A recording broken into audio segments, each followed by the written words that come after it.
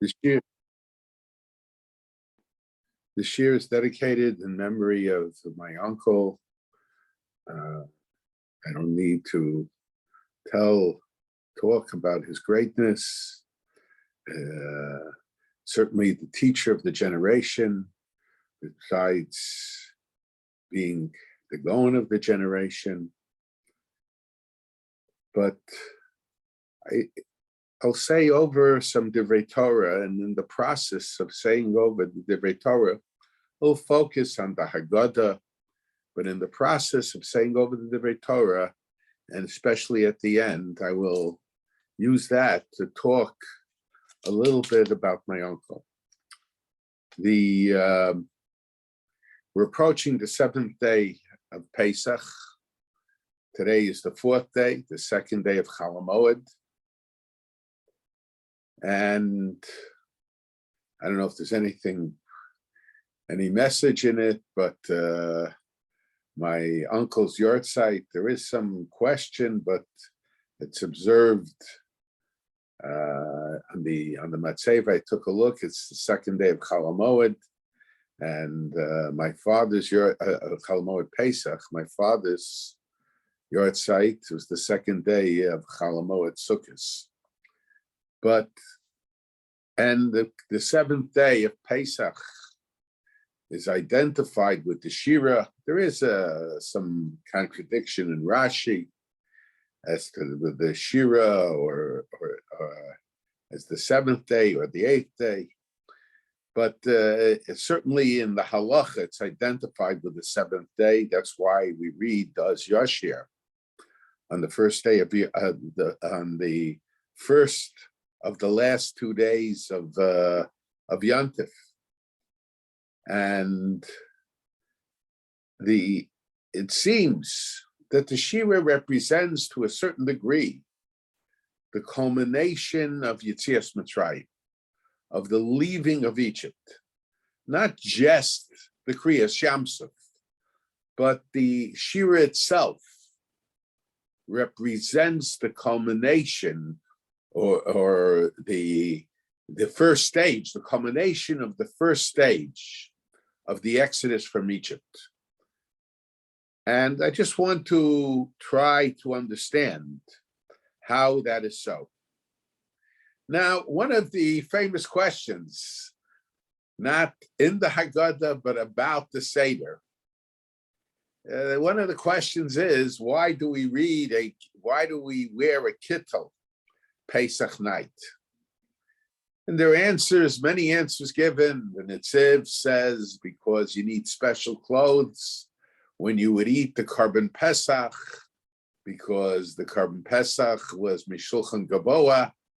It was, so to say, from God's table, so to say. It was the part of the Korban that we were allowed to eat, that we were required to eat. And because of that, we have to dress in a special way. And the kittel is identified with a special form of dress. My grandfather, it's brought down that my uncle would say, that my grandfather would say, that the reason we wear a kittel is to arouse questions, because we always try to do things in a manner that the youngster will ask questions, and even things that the answer isn't in the Hagaddah, a Pesach night. And the question is, why do we encourage the asking of questions? Those that we have, those questions like, why do we eat matzah? What the purpose of eating matzah? The Hagaddah answers, matzah zu shanochlam al shumma. But what's the purpose in having a child asking a question? Why are you wearing a kittel Pesach night? The kittel is identified with the clothes that people who passed away are buried in. It's identified with tachrichin. But there is no real answer given to the child in that question from the perspective of the Exodus of Egypt, the Yahrzeit. So I was wondering, what is the purpose? Yes, my grandfather says that from the Rambam it appears that we should encourage questions, even questions that doesn't directly have to do with the Hagaddah. But the question is, why is it that way? And I was thinking, of course, there are limitations on that, but I was thinking that part of the reason is because, and it's interesting, that the Vilna Gaon, he says the 4 questions that we say in the Hagaddah correspond with the 4 Lashonos of Gula, with the 4 expressions of freedom that are mentioned. So I think that the explanation is, in a sense, when you're able to ask questions, and again, there are certain questions that we do not encourage, but when you're able to ask questions, there is a certain sense of freedom. And this is the night of Cheres. And it's also the night of Chinuch. And we want this child, as he grows up in life, that he shouldn't just do. Of course, what the Torah says he has to just do. There are no questions of why regarding the Torah, only questions of what. I remember I would hear my uncle say in Shiurim, I explained it a little differently, but Manishtan Halayla said doesn't mean why is this night different, but what made this night different. So with questions, a child should understand that he has to try to understand. It's not just a question of acceptance, but it's a question of understanding also. And so perhaps we're encouraging questions, Pesach at night, for this sense of, that the child should understand this sense of freedom. And that it's not just for Pesach night, but this is an educational tool and an educational necessity for him. Lo habaishan lo made. The Shena Yodei Elisho, we say at psachlo. Almost we encourage him to ask himself.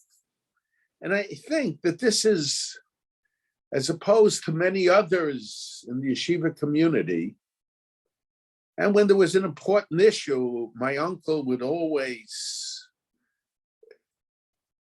let his opinion known. But very often, he would encourage his Talmidim to try to think themselves, to try to understand themselves.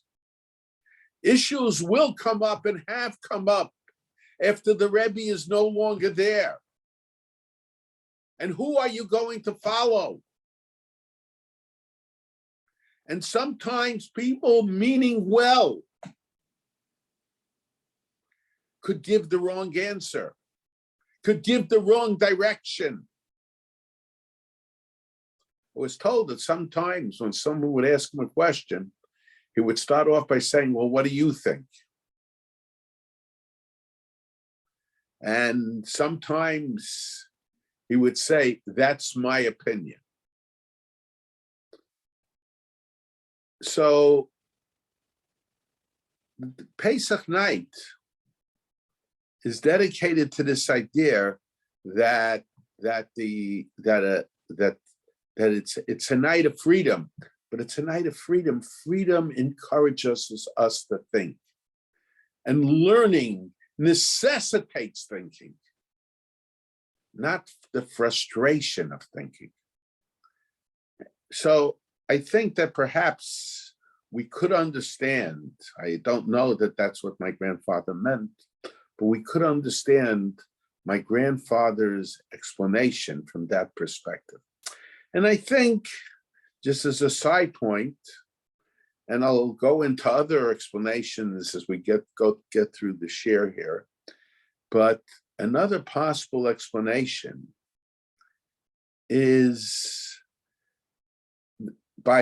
regarding Yom HaKippurim, the halacha was, the Torah tells us, it's true, we learn out from the avodah of Yom HaKippurim to avodah in every day, but a certain halachas. But the Torah tells us that no one was allowed, when the Kohen went into the Kodesh Kodashim with the Torahs, there wasn't even allowed to be in the Kodesh Kodashim or even outside the Kodesh Kodashim. Even not only another person, but even a malach. The idea, it represents the idea that the avodah is something that focuses on HaKadosh Baruch Hu himself, without any intermediaries. And regarding Yetzias Mitzrayim, I would say, just tell us, Ani v'lo malach, ani v'lo hashaliach. And not even a malach, not an angel, not a shliach, not a messenger. There couldn't be any messenger as great as Moshe Rabbeinu. Still, many of the Mefarshim say that when we talk to the sons, the exception being the Ben Chacham, who understands, we have to emphasize HaKadosh Baruch Hu alone. There is no mention of Moshe Rabbeinu. There's one mention of Moshe in the Hagaddah, and in a part of the Hagaddah that is not really a requirement.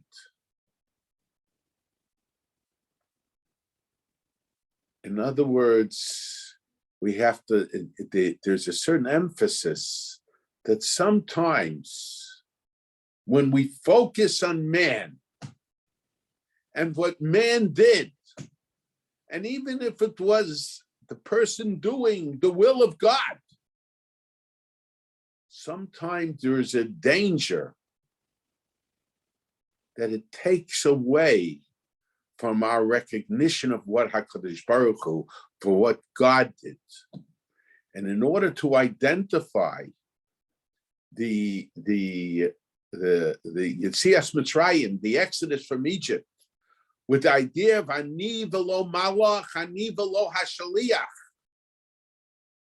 So because of that, there was a custom, perhaps, suggesting as a possibility, to wear the kittel, which is a white clothes, which was, in a sense, identification with the avodah of the Kohen Gadol in the Kodesh Kodashim, who wore the big day lovin, who wore the white clothes. And this too, sometimes we come, those of us who go to yeshiva, and we hear the opinions of Gedolei Yisrael, and some people who are perceived to be Gedolei Yisrael. The focus sometimes is taken away from what HaKadosh Baruch Hu wants to what they want. And it's important for us to know, Ani v'lo malach, ani v'lo shliach. Yes, we need teachers. We need teachers to teach us. But our responsibility, our ultimate responsibility, is to HaKadosh Baruch Hu and His Torah. And I think, without emphasizing it, because he didn't want to get into conflict, my uncle's whole demeanor expressed this idea of Ani v'lo malach, Ani v'lo hashaliach. Today we have many people who try to give people the impression that they are the shaliach. And to a certain degree, we are all shlichim of HaKadosh Baruch Hu. But we have to understand, it's not the will of these people that we have to submit to, but it's the will of HaKadosh Baruch Hu that we have to submit to. Yes, we need teachers to teach us what the will of HaKadosh Baruch Hu is, or how we can best understand what the will of HaKadosh Baruch Hu is. But sometimes the influences of listening to certain people become so great that HaKadosh Baruch Hu gets lost. And this is part of the Pesach, is Aniva lo malach, Aniva lo hashaliach. Now, regarding the mitzvah of smichas gula l'tefillah,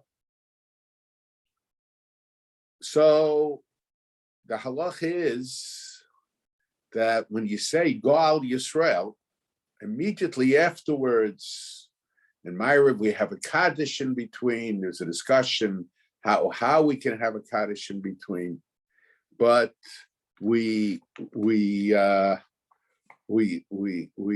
should start Shmoneh Esrei. Rabbi Yochanan says that the mitzvah of smichas gula l'tefillah applies not only in Shacharis, but it applies also.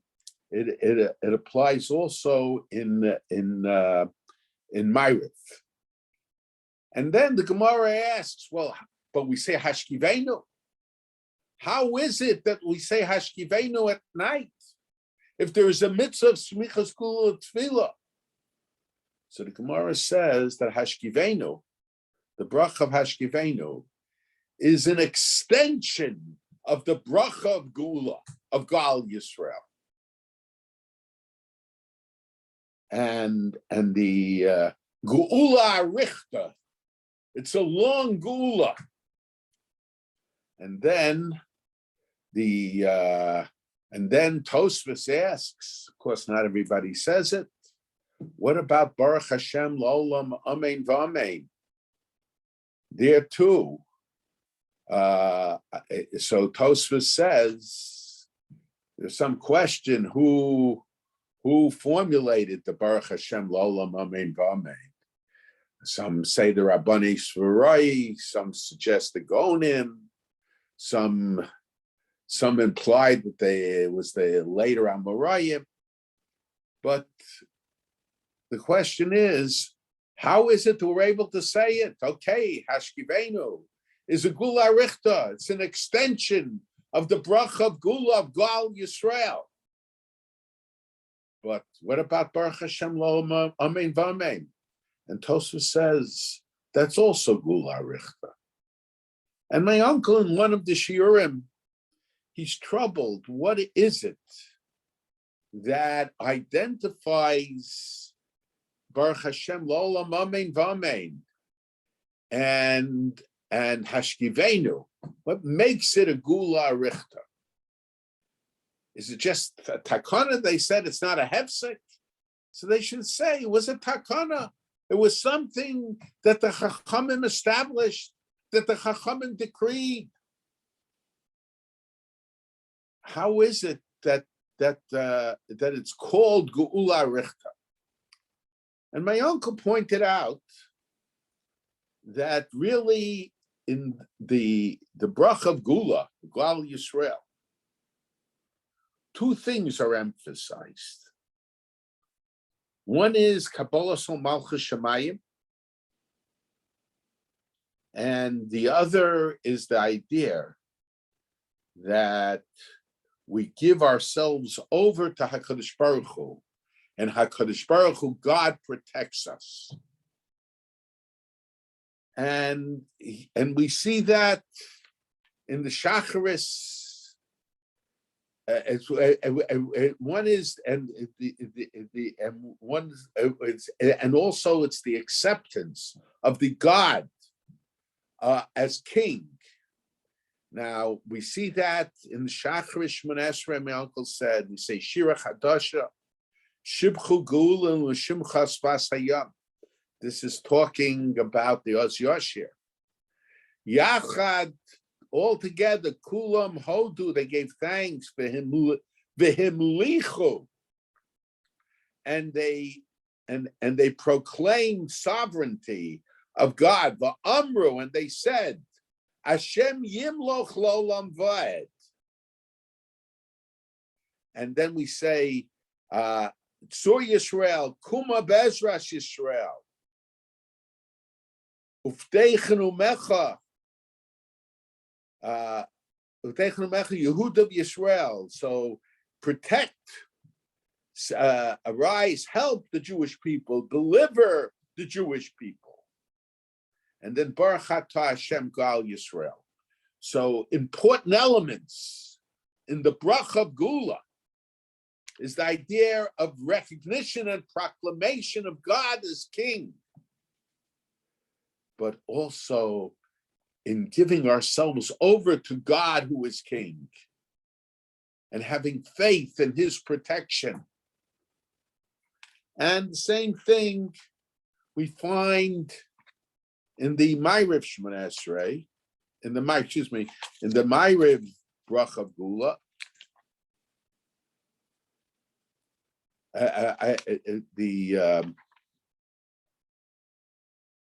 Malchus Garov Anecha B'Keyam Nefnei Moshe Zekeli Anu V'Amru Hashem Yimloch Lo Olam Va'ed V'Nema Kifod Hashem Es Yaakov, when God has delivered Jacob, Ugolo Miyat Chazak Mimenu, and saved him from a stronger hand. Baruch Atah Hashem Gal Yisrael. And then in Hashkivenu, which we consider the Gula Richta.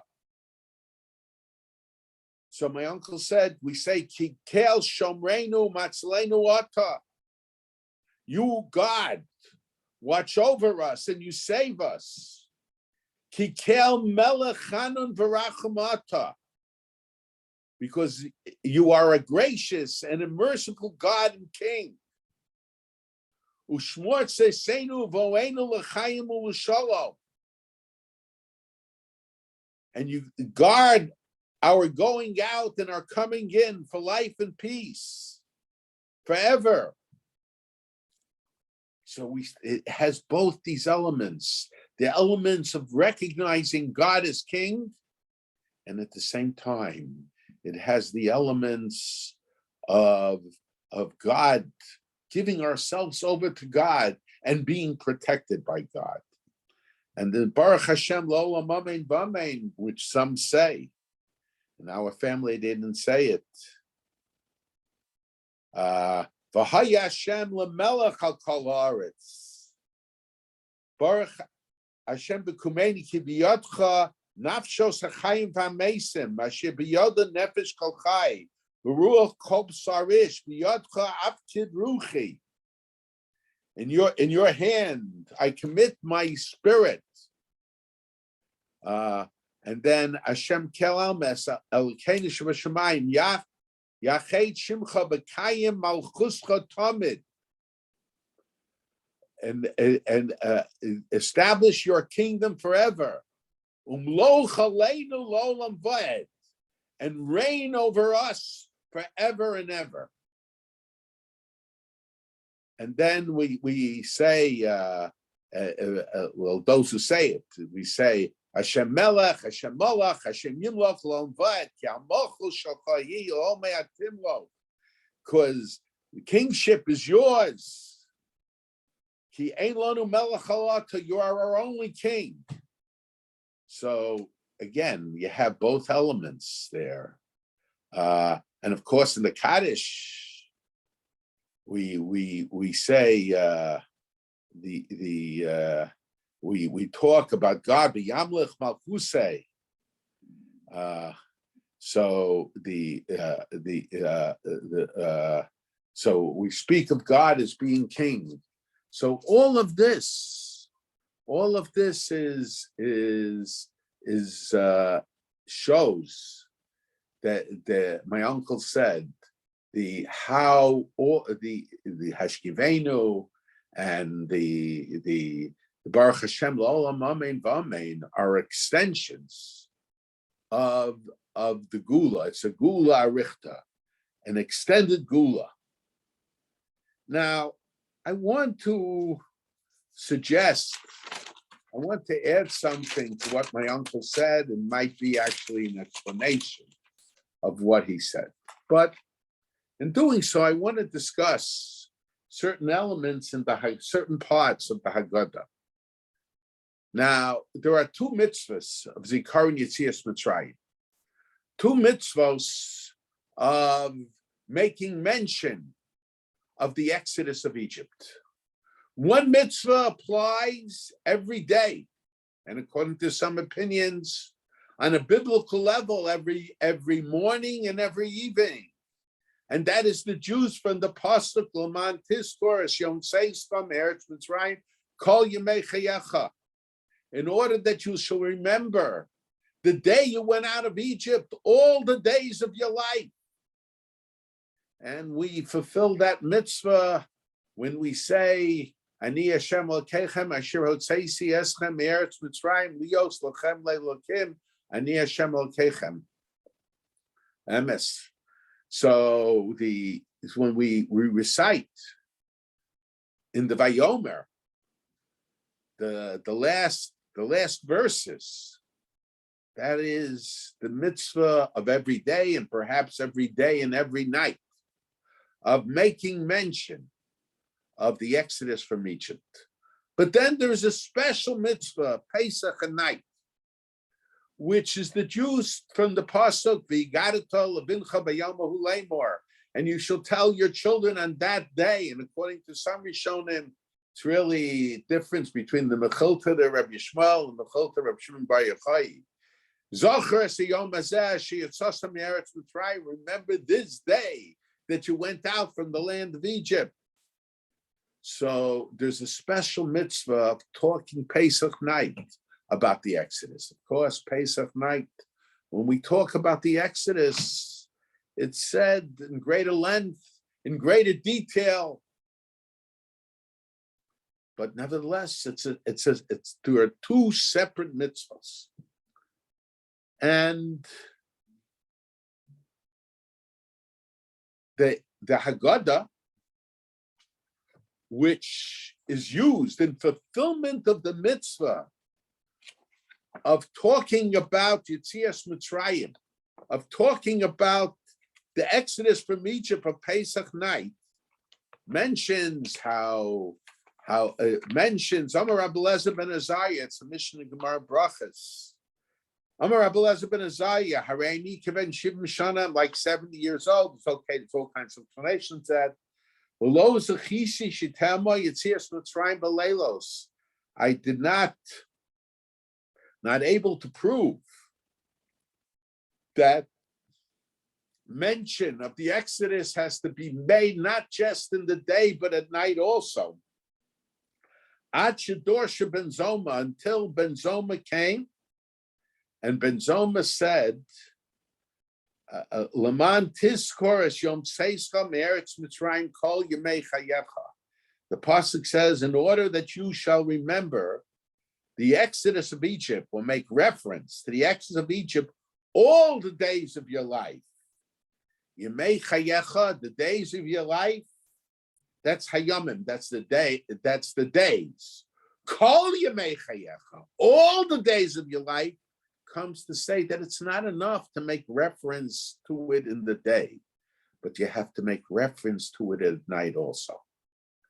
So Rabbi Eliezer ben Azariah's opinion is that on a biblical level, we are required to make mention of the Exodus every day and every night because of this pasuk. But the Chachamim disagree with him. The Chachamim say, Yemei Chayecha ha'olam hazeh. When the pasuk says the days of your life, it means this world. Kol Yemei Chayecha, but when it comes and says all the days of your life, it comes to tell us that even when Mashiach comes, we will have to make reference to the Exodus from Egypt. So there's a question, but we paskin, we accept the view of Ben Zoma. And Ben Zoma's opinion is that the mitzvah of Schiras Yetzias Mitzrayim is in the day and at the night. But that's only half of Ben Zoma's opinion. The Gemara in Brachas tells us that Ben Zoma said to the Chachamim, because the Chachamim said it comes to tell us that we have to talk about Yetzias Mitzrayim, about the Exodus from Egypt. We have to talk about it the Chacham say we have to talk about it now, and we have to talk about it even when Mashiach comes. So he says, Ben Zoma says, are we going to mention about the Exodus from Egypt in the future? But the pasuk tells us that there's going to come a time when the miracles of the return of the Jewish people from exile will be so great that the Jewish people will no longer talk about the Exodus from Egypt, but instead will talk about leaving the present Golus, leaving the present exile, and returning to Eretz Yisrael. So how could you say that in the future? How could you say that in the future, after Mashiach comes, every day, every night, every day, we're going to have to make reference to the Exodus, even when Mashiach comes. But the Navi tells us that there'll come a time when the Exodus from Egypt will not appear as great as the Exodus from this exile. And people will not make reference to the Exodus from Egypt and only make reference to the Exodus from this exile. So Ben Zoma's opinion on one hand is that we have to mention Yetzias Mitzrayim. We have to mention the Exodus from Egypt day and night. But Ben Zoma says, but when Mashiach comes, on a daily basis, it will not be mentioned. On a daily basis, it will not be mentioned, and it's not required to be mentioned in the future when Mashiach comes. Now the Rambam, he paskins like Ben Zoma. And he says that we have to make reference to the Yetzias Mitzrayim. We have to make reference to the Exodus, both day and night. But at the same time, the Rambam doesn't say that we're not going to make reference when Mashiach comes. If one reads the Rambam just says the mitzvah is day and night. And without saying that the future will have a different requirement, that requirement will no longer be there. So we have to understand the Rambam. And then another question. This is a question that many of the Achronim ask. We mentioned that there are two separate mitzvos of Yetzias, of the Zikaron Yetzias Mitzrayim, of remembering our exodus from Egypt, one that applies on a daily basis, and the other that applies specifically Pesach night. The one that's mentioned Pesach night, the Rambam includes in his count of the 613 mitzvos. But he does not include in his count of the 613 mitzvos the mitzvah of the mitzvah of mentioning reference to the Exodus every day and every night. And the question is, why doesn't the Rambam mention it? And Reb Chaim, And then Reb Chaim answered that question. Reb Chaim actually gave two answers. And my uncle, in the Shiur B'Mori, the first piece, he discusses these answers of Reb Chaim extensively. But Reb Chaim gave two answers. One answer is because he felt, on the basis of Reb Chaim felt, that according to the way we paskin, not that there aren't opinions in the Gemara that disagree, but according to the way we paskin, the mitzvah of Schiras Yetzias Mitzrayim, of making reference on both day and night to the exodus from Egypt, that's part of the mitzvah of Kriya Shema. The Rambam's opinion, it seems, was paskin. There might be a disagreement in the Gemara on that, but the Rambam's opinion is that all three parshios Reb Chaim felt were biblically part of Kriya Shema. Kriya Shlosha parshios elu al seder hazeh hi hanikra Kriya Shema is what's called Kriya Shema. So all three parshios, Reb Chaim assumed the Rambam is talking on a biblical level. So all three parshas are part of Kriya Shema. So that means the parsha Vayomer, which discusses the Exodus, is also part of the mitzvah of Shema, of the mitzvah of Kabbalah Malchus Shemayim, of declaring the unity of God, of accepting the yoke of God. And included in it is accepting the yoke of Torah and mitzvos. But included in it also is making reference to Yetzias Mitzrayim, to the exodus from Egypt. So the Rambam mentions, in among the 613 mitzvos, the mitzvah of Kriya Shema. So there was no need for him to count a separate mitzvah of Schiras Yetzias Mitzrayim, of remembering the exodus from Egypt, because it's included in the mitzvah of Shema. However, Reb Chaim gave another answer. He says, we paskin like Ben Zoma. Okay, I have a difficulty with this. And he says, and Ben Zoma says that the mitzvah will not apply in the future. And the Rambam establishes that when we talk about 613 biblical mitzvos, we're talking about the mitzvos that apply forever. And since this mitzvah will not apply when Mashiach comes, so therefore it's not included among the 613 mitzvahs, even though it's a biblical mitzvah, but to a certain degree, it's only a temporary biblical mitzvah. That's what Reb Chaim said. But there's an additional question that has to be asked, and that is, why does the Hagaddah mention this? The Hagaddah focuses on Pesach night. Manishtana halayla hazeh mikol haleilos. It talks about the mitzvahs of Pesach night. Matzah zu shanu ochlam al shema. Why do we eat this matzah? Why do we eat this maror? Why did our ancestors eat Pesach night, the carbon Pesach?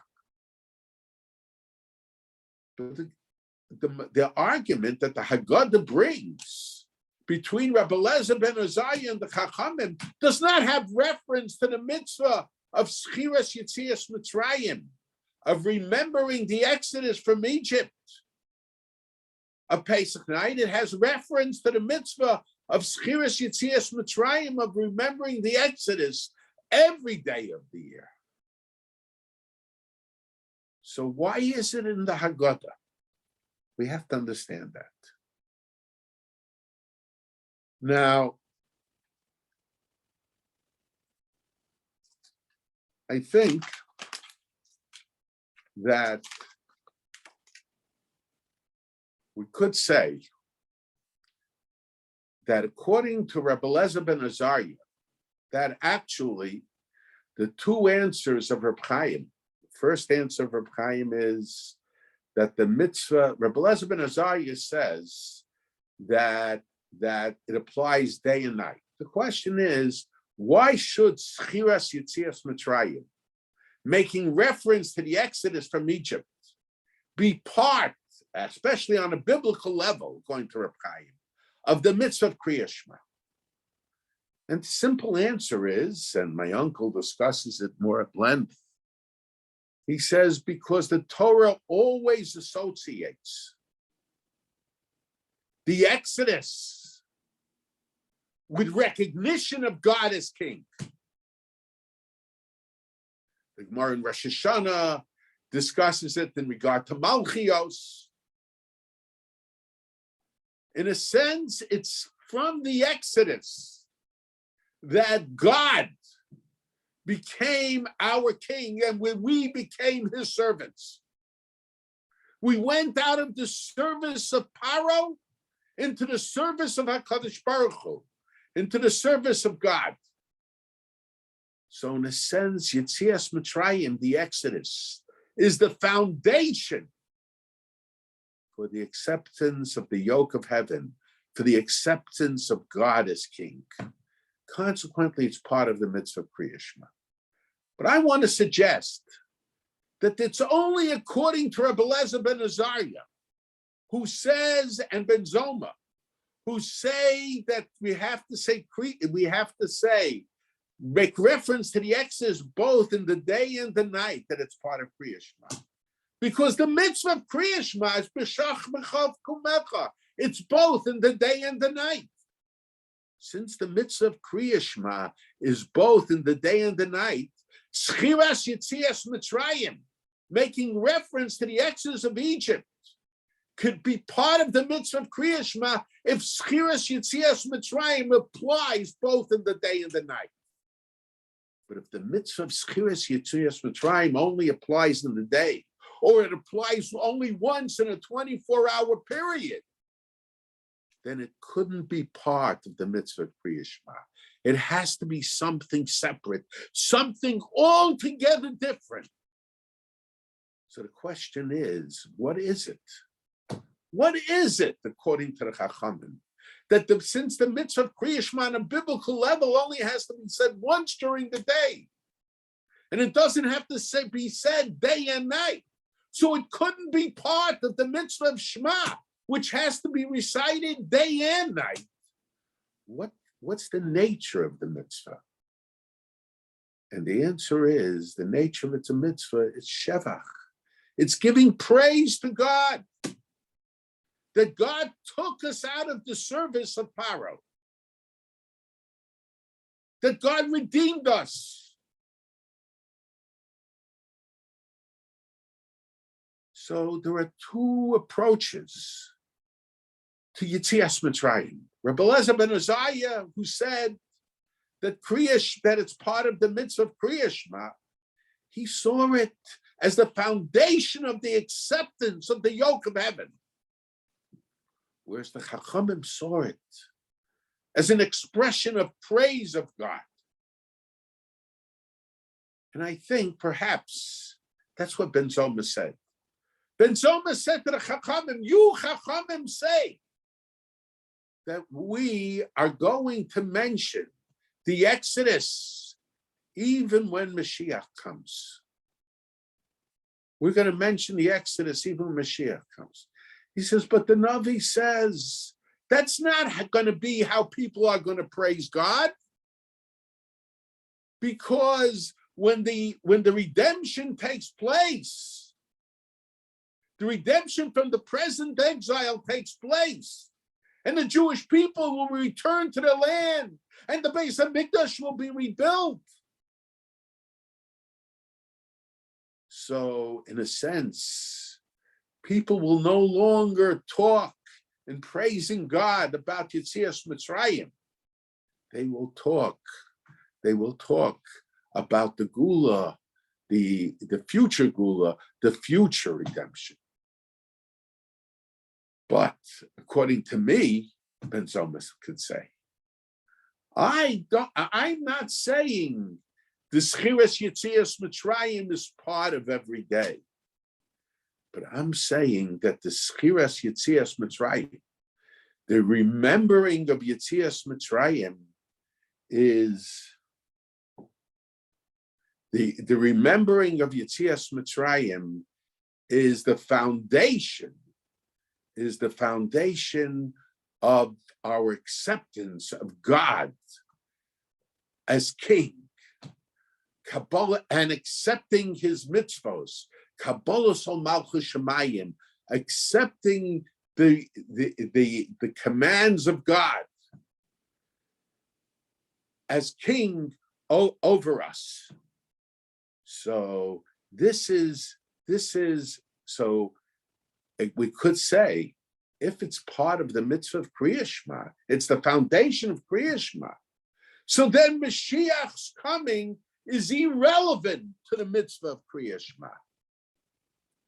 But if it's a question of giving praise to God, then we would say that the praise that we give to God becomes somewhat less relevant after Mashiach comes. And consequently, we will not focus at that time about Yetzias Mitzrayim and the Exodus as praise. So the Rambam paskins like Ben Zoma, that the Shema is recited. The Shema is since the Shema is recited twice, and morning and evening, b'shach b'chag kumecha, and Yetzias Mitzrayim, remembering Yetzias Mitzrayim, is in the day and the night also. Yemei chayecha, kol yemei chayecha, halelos. It's night and day. Consequently, it will apply when Mashiach comes, because we're not saying it as praise. We're saying it as the foundation of the acceptance of the yoke of heaven. So, and we could suggest we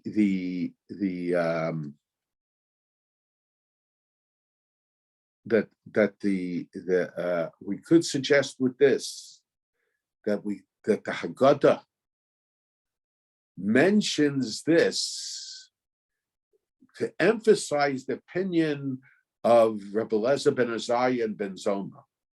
And why? Why?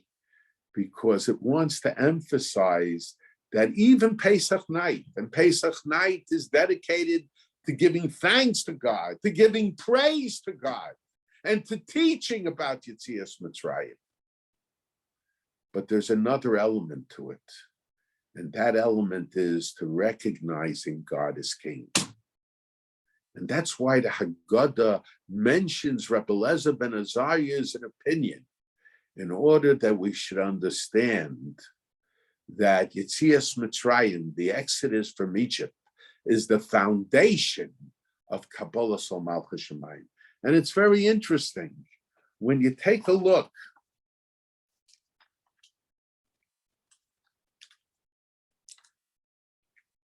when you take a look at the Hagaddah, at the end of the Hagaddah, so one of the things, okay, this was added much later. Adir b'mlucha, b'achak halacha, gedudav yomru lo, l'cha u'l'cha, l'cha ki l'cha, l'cha af l'cha, l'cha Hashem hamlam l'cha, ki lo noah, ki lo yoeh. Yours only, yours yes, yours surely. Eternal is the sovereignty. To praise is fitting, to praise you will always be fitting. Refer to God, Hamamlach, sovereignty. We're proclaiming God as King. This is our reaction to the Hagaddah. And it's very interesting. When you take a look at the three mitzvos that we try to explain in one form or another in the Hagaddah, Pesach, Matzah, and Maror. So Pesach, it's because Kepasach HaKadosh Baruch Hu, Abotei B'nai Yisrael, God skipped over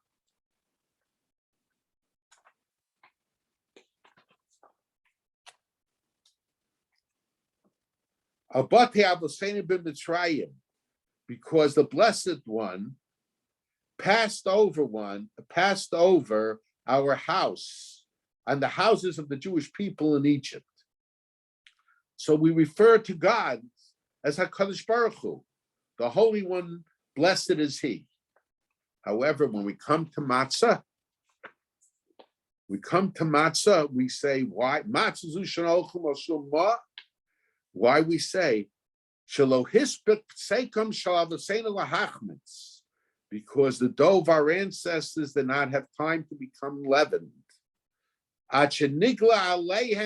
Until was revealed to them, Melech Malchi Hamlachim, the King of Kings, HaKadosh Baruch Hu, the Holy One, blessed is He, U'Ga'olam, and He redeemed them.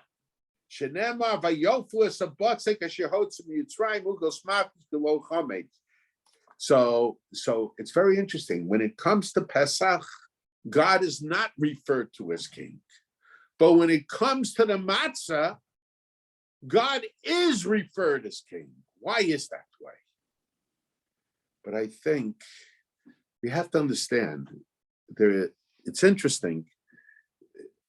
The Reb Chaim of the Beis Halevi, and his Seder, he had 3 matzahs.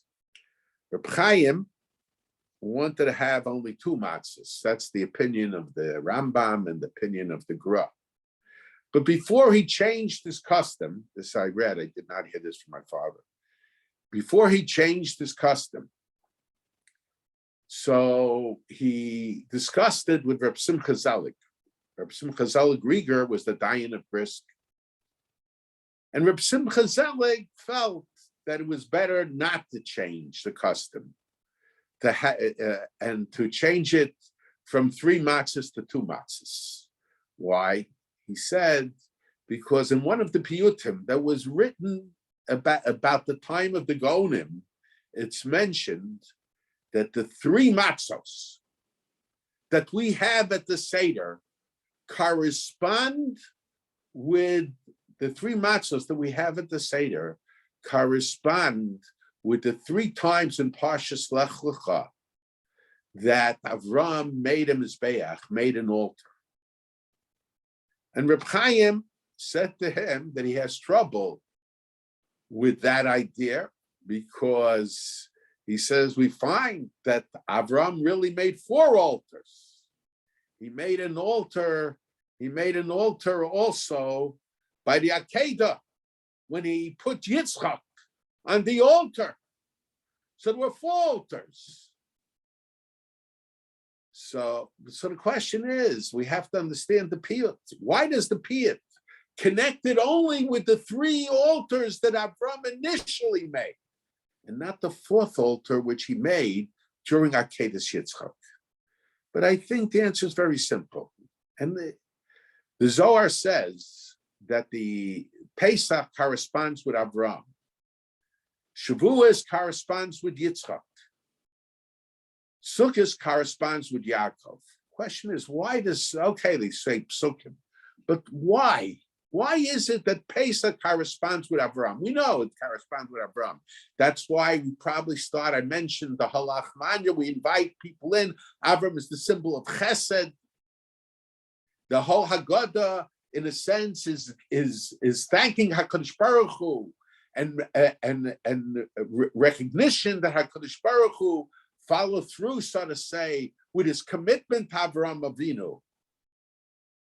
But so Avram is the symbol of Pesach. Why is Avram the symbol of Pesach? Because what is the significance of Yetzias Mitzrayim? Goy mikarev goy, the separation of the one nation from another. When do we make God our king? We make God our king when we separate ourselves from the other nations who have other kings. And the matzah, when did the Jewish people take the matzah? The Jewish people took the matzah when they left Egypt. When we make reference to matzah zushan ochlim, we're not have reference to the matzah that the Jewish people ate with the Karban Pesach at night. But when they were leaving Egypt, they didn't have enough time. God redeemed them very quickly. There was not enough time for the dough to rise. So the matzah symbolizes the separation of the Jewish people from Egypt. They ceased to be Egyptians. And what is necessary to recognize God as our King is to see ourselves as no longer subjects of another nation, of another country, of another king. So when the Jewish people left, matzah is identified with the Malchus of HaKadosh Baruch Hu, and it's very interesting. The Yerushalmi says that Kos Paro Biyadi, we learn out the 4 cups, because 4 times it says Kos Paro Biyadi. Okay, Rashi says it differently. The 4 times the Sar Hamashkim, the Sar Hamashkim saw them. It's the Sar Hamashkim, the butler of Paro, was in jail with Yosef. He saw himself as the Sar Hamashkim mentioned in his dream, and then in the interpretation of the dream, Kos Paro, the cup of Paro was in my hand. So 4 times it's mentioned, the cup of Paro. So 4 times we drink cups of wine at the Seder. Well, what does that got to do with it? So the simple answer is, in other words, Pesach night, we demonstrate, not just that we demonstrate freedom by acting in a royal manner. So the Kos of Paro is transferred from Paro to us. That's the simple explanation. But I was thinking this year that maybe there's another explanation. Maybe no, Kos Paro is not transferred. We are the Sar Hamashkim. We don't replace Paro. HaKadosh Baruch Hu replaces Paro. HaKadosh Baruch Hu becomes our king. Till now, Paro was our king. Till now, Paro was our master. We are the Sar Hamashkim. The 4 cups that we have at the Seder, especially if it's Koso Shel Bracha. I don't want to get into that shaila now. It's a Kos of Bracha. Those are the cups of HaKadosh Baruch Hu that we are holding when we recite the brachas to God. We just make that cup and we're allowed to drink from it. It's a Kos Shel Bracha, but it's the Kos of HaKadosh Baruch Hu, of God.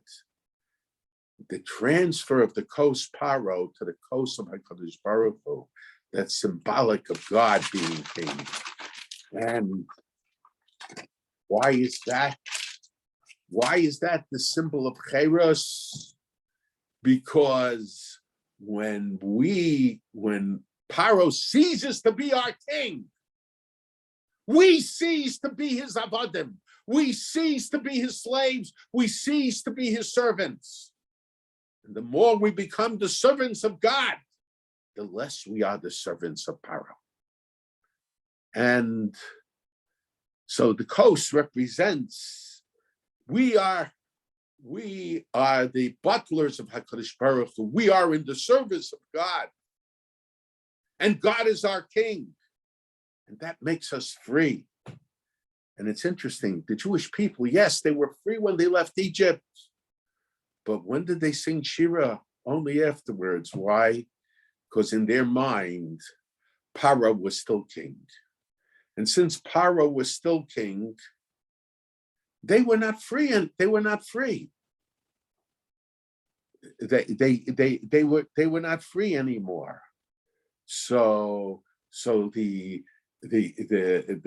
only once Paro was deposed as king in their minds. And when was Paro deposed as kings in their minds? When all his charioteers, all his soldiers were drowned. Paro no longer played any role in their lives. Then HaKadosh Baruch Hu was truly, in their minds, able to be king. And in a sense, we could say the kittel that we wear is identified with the Yomim Narayim. The Yomim Narayim, we proclaim God as king. But there's a difference between the kingship of God that is focused in Nisan and the kingship of God in the Yomim Narayim. Yomim Narayim, we focus in God as king of the world. Nisan, we focus in God as king of the Jewish people, Malkeinu. And when he's our king, no one else rules over him. In a sense, being king of the world enables us to see him as our king. But so long as we stand in fear of the other kings of the world, it's difficult for us to recognize God not just as king of the world, but as our king. And I want to suggest this is, now, there is a tendency,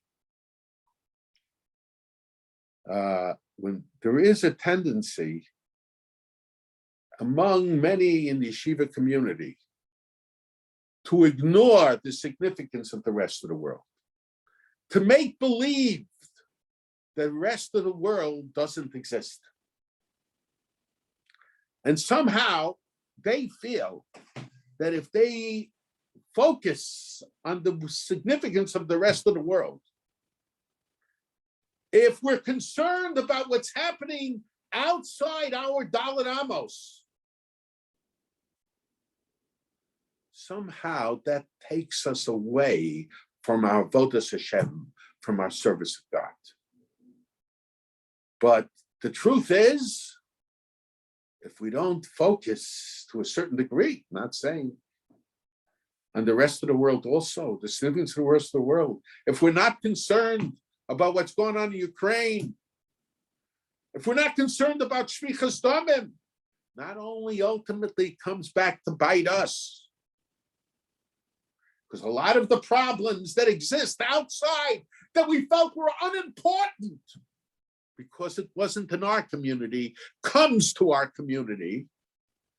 But in a sense, we're taking away from the significance of God as king of the world. But of course, we have to see primarily God as our king. And our perspective of God as king of the world has to emanate from our perspective of God as our king. We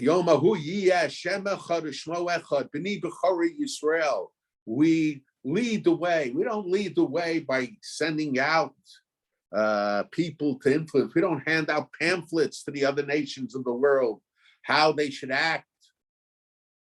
But sometimes by the way we act, we have an influence on the way others act. And I want to say about my uncle, at a time when most Rosh Yeshivas were giving the impression that the outside world isn't important.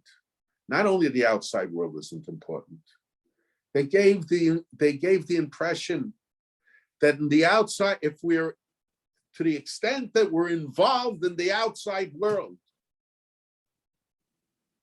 it takes away for our recognition of God as our king. They didn't say it in those words, but very often that's what it is. So they don't, in a sense, they're taking away from HaKadosh Baruch Hu as Melech Haolam, as we say in every bracha, Melech Haolam. It's our personal relationship with HaKadosh Baruch Hu that leads us to recognize God as King of the whole world. But what we have to understand is that, my uncle, it gave his Talmidim the ability to think that we can be in the outside world. We can contribute to the outside world. and at the same time recognize HaKadosh Baruch Hu as being not just the king of the whole world, but having a special kingship with Klal Yisrael, with us. And today, when you look out, you look at the American scene, and you see so many people, you see doctors, lawyers, and many of them committed to Torah and mitzvos. I think a large part of that credit goes to my uncle, because my uncle represented this idea of focusing on HaKadosh Baruch Hu first as Malkeinu, as our king, but together with that as Melech Olam, as king of the world also. There was no conflict. We could do both.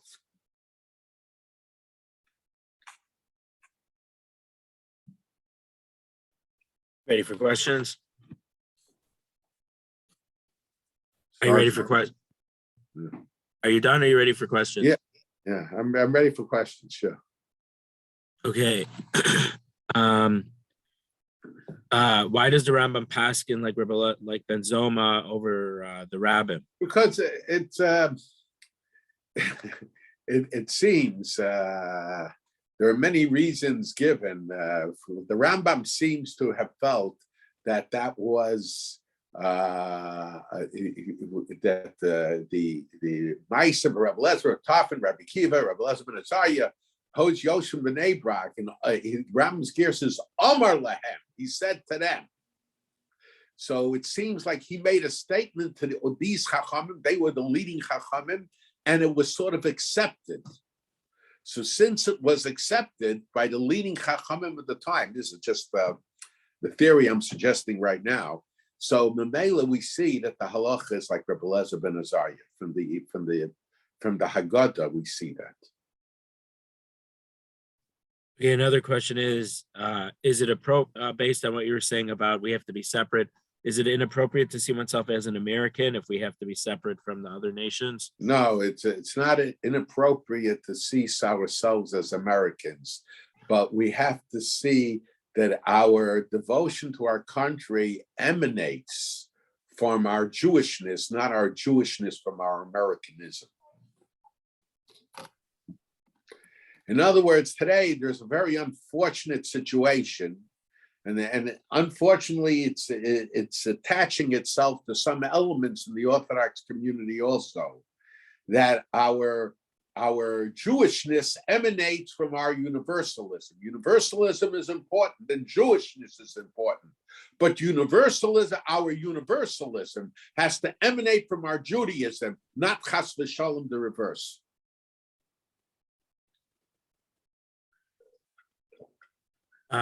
Is the minhag for that only the one who leads the Seder wears a kittel, or do all married men wear a kittel? All right, so there's a discussion about that. My uncle wanted to say that according to the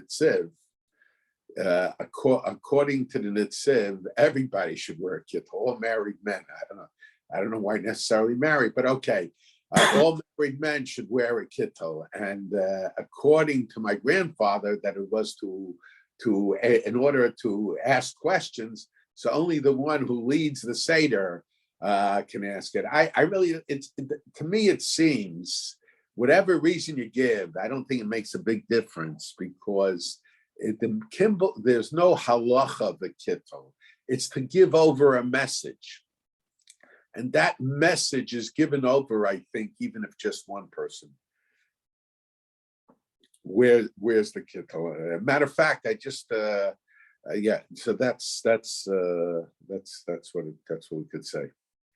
Would you say that your uncle Zatzal was the only gadol aside from your father Zatzal who saw modernity as not a threat towards avodas Hashem? I don't know what modernity means, but I think there, to various degrees, different Talmidei Chachamim and different Rosh Yeshivas and whatever, there were all kinds of different degrees that the people recognize, because some Rosh Yeshivas, and I understand why, publicly have one attitude, but when they talk with an individual Talmud, they might tell an individual Talmud, an individual student, maybe you should get a profession in the outside world also. I don't want to mention the names of the Rosh Yeshivas. Probably many people understand it, but sometimes they had I'm not sure that this is the way to go, but they had an official position, but when they talked privately, they evaluated how that would affect that individual student, as well what impact that individual student will have on his community and on other people as well. Is there one possible difference, because you spoke about the relationship between us and the rest of the world? What about between us and the non-frum? Let's say it seems that Rav Kook was very much involved with the non-frum Jews, and maybe didn't care as much as the rest of the world. Of course, we have to be involved with the non-frum Jews, but we have to do it in a manner that our involvement with them will not affect our perspective of our commitment to HaKadosh Baruch Hu. I mean, look at some yeshivish. I mean, from the yeshivish community, they do a community kollel. So are they more? So they're less scared of dealing with non-religious Jews than with non-Jews? It might depend on the individual person. There are other factors. Religion, being observant is one thing. Attitudes, character traits will also play a role.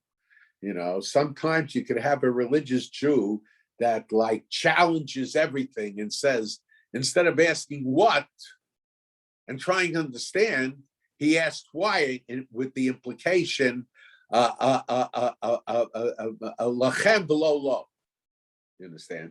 So yes, that plays a role, but also the character traits of the people also plays a role. Moshe Feinstein used 2 matzahs, but his son changed to 3. Was this the same issue as Reb Chaim in the Beis Halevi? I can't tell you. You have to ask them. His son changed to 3. Yeah. The only thing I'll suggest is that in Europe, the Golim in Europe were more, I don't want to use the word brave, but the tendency was that they would sometimes feel a certain Rishon was more likely correct than other Rishonim. In America, we feel somewhat, not me, but the Rabbanim, the poskim in America, they are more hesitant to not just Europe, but post World War II, those that learned post World War II, it's like they are more hesitant to use that approach, and they're more likely to follow the Shulchan Aruch or the Mishnah Brura or the Aruch HaShulchan, rather than say, I think that I feel that this sheet is correct. And there's probably good reason for it. Is there any difference between the chiyuv of women from men and Zecher Yetzias Mitzrayim that changes the chiyuv of tefillah? I think they mean Kriya Shema as we understand it. The Magen Avram suggests that women are chayavos in the Parsha Vayomer and the brachas after Kriya Shema because of Zikar and Yetzias Mitzrayim. Because his feeling is, I think, because his feeling is that Zikar and Yetzias Mitzrayim of every day is not part of Kriya Shema on a deraisa level, so it's all day and all night. So since it's all day and all night, it's once during the day, once during the night, It's not a mitzvah that's dependent upon time. A mitzvah that's dependent upon time, there has to be a period when that mitzvah doesn't apply. So according to the Magen Avram, women are required in Zikaron Yetzias Mitzrayim. Women are required in Zikaron Yetzias Mitzrayim of every day. Whether women are required in Zikaron Yetzias Mitzrayim of Pesach and night, that's a discussion that the Minchas Chinuch raises. It has to do with, from the Chinuch, it appears that women are required. But the Minchas Chinuch says that according to Tosfos, women are not required in the Zikaron Yetzias Mitzrayim of Pesach night. It could be, a difference could be made, but there is a discussion about it, about the Zikaron Yetzias Mitzrayim of Pesach night.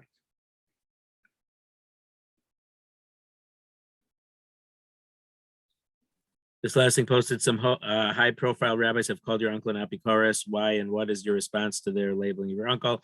I just posted a link to your father's response that he wrote in the Allgemeiner after the Shloshim. I don't know if that's a good enough link that I posted there. My attitude is that if you look at Torah today, there is no Rosh Yeshiva whose Torah is being learned more than my uncle's. Even in the yeshivas